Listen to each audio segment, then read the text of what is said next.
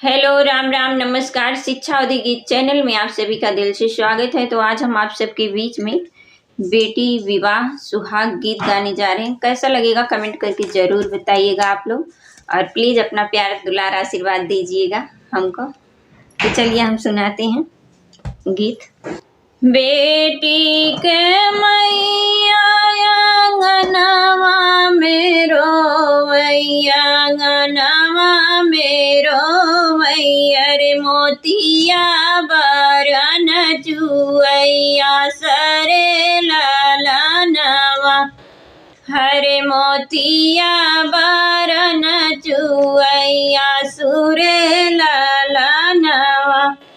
अपनी बिटियावा का घिया दूधे पाले, अरे घिया दूधे पाल्यो, अरे रखबो नयनवा के बिचरे लालनवा, अरे रखबो नयनवा के बिचरे लालनवा।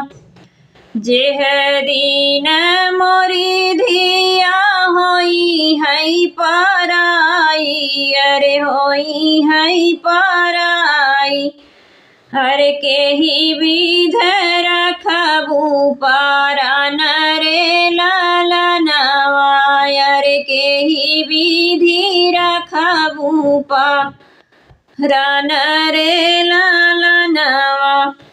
इतनी वचन सुनी बेटी हो कावन रानी, बेटी हो कावन रानी, मैया से पूछिए क बात रे लालनवा, अरे मैया से पूछिए क बात रे लालनवा। के मोरी मैया हो आई है यो जई है, अरे के नालई है सुधिया हमार रे लालनवा, हर के नालई है सुधिया हमार रे लालनवा।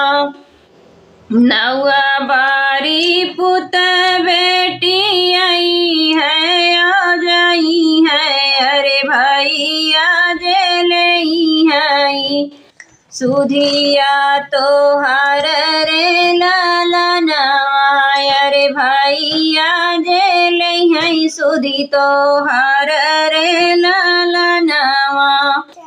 राम रसया बैठी भाभी सुहागिनी, अरे भाभी सुहागिन, हरे ननदिया रजली है ठाड़ी रे लालनवा, अरे ननदिया रजली है ठाड़ी रे लालनवा, अरे सुना भाभी अरज हमार रे लालनवा, अरे सुना भाभी अरज हमार रे लालनवा।